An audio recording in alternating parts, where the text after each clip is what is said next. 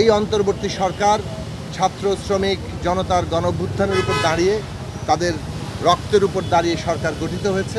শহীদদের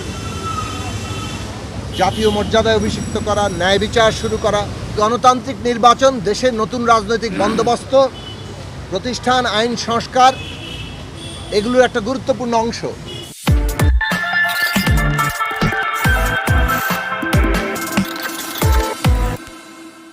সারা দিয়ে অন্তর্বর্তী সরকারের সাথে বৈঠক করেছি। আমরা বলেছি যে এই অন্তর্বর্তী সরকার ছাত্র শ্রমিক জনতার গণঅভ্যুত্থানের উপর দাঁড়িয়ে তাদের রক্তের উপর দাঁড়িয়ে সরকার গঠিত হয়েছে। ফলে এই দেশের জনগণের যে আকাঙ্ক্ষা, সেই আকাঙ্ক্ষা বাস্তবায়ন করা তাদের দায়িত্ব। সেই দিক থেকে তাদের যে আশু কর্তব্য, জনজীবনে শৃঙ্খলা ফিরিয়ে আনা, জানমালের নিরাপত্তা প্রতিষ্ঠা করা এবং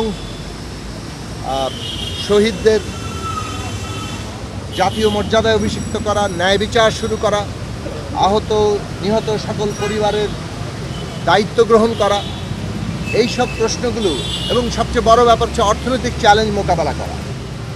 এই সব বিষয়ে ইতিমধ্যে আমাদের সমন্বয়ক বলেছেন আমরা কতগুলো সুনির্দিষ্ট প্রস্তাব দিয়েছি এবং সেই সব প্রস্তাবগুলো ইতিমধ্যে সরকার, অন্তর্বর্তী সরকার প্রধান প্রফেসর ডক্টর মোহাম্মদ ইউনূস সহ তাদের সরকারের সাথে সংশ্লিষ্ট সকল উপদেষ্টা এবং অন্যান্যরা সবাই ছিলেন, তারা সকলেই ইতিবাচকভাবে গ্রহণ করেছে। এবং আমরা যেটা বলেছি যে আশু কাজের পাশাপাশি দীর্ঘমেয়াদী যে আপনাদের কাজ, সেটা হচ্ছে একটা রাজনৈতিক প্রক্রিয়া শুরু করা, অর্থাৎ এখানে কিভাবে এই নতুন রাজনৈতিক বন্দোবস্ত, সংস্কার এবং একটা গণতান্ত্রিক নির্বাচন হবে সেই বিষয়ে রাজনৈতিক দলগুলোর সাথে আলাপ আলোচনা করা, শিক্ষার্থীদের সহ এবং দেশের শ্রেণী পেশার অংশীজন সহ রাজনৈতিক দলগুলো সহ একটা আলাপ আলোচনাটাকে নিবিড় করা। সেটার জন্য আমাদের দিক থেকে আমরা মনে করি যে একটা কাঠামো তৈরি করা দরকার।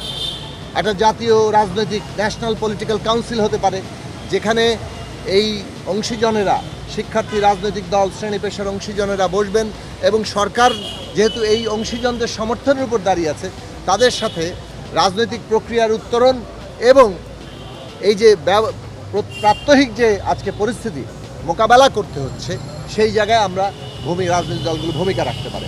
আমরা বিশেষভাবে গার্মেন্টস পরিস্থিতি, দুর্গাপূজা আসন্ন তার পরিস্থিতি এবং দেশে মাজারে হামলা, মন্দিরে হামলা, নারীর উপর হয়রানি, নানা ধরনের ঘটনা ঘটছে এবং এইগুলোকে কেন্দ্র করে বাংলাদেশ সম্পর্কে যে প্রচারণা চলছে, সেই ক্ষেত্রে সরকারের ভূমিকা, রাজনৈতিক দলগুলোর ভূমিকা এবং সামগ্রিকভাবে এই ভূমিকা নিয়ে আমরা আলোচনা করেছি।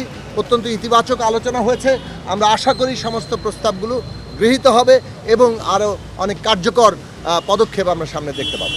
আমরা মনে করি গণতান্ত্রিক নির্বাচন, দেশের নতুন রাজনৈতিক বন্দোবস্ত, প্রতিষ্ঠান, আইন সংস্কার এগুলোর একটা গুরুত্বপূর্ণ অংশ।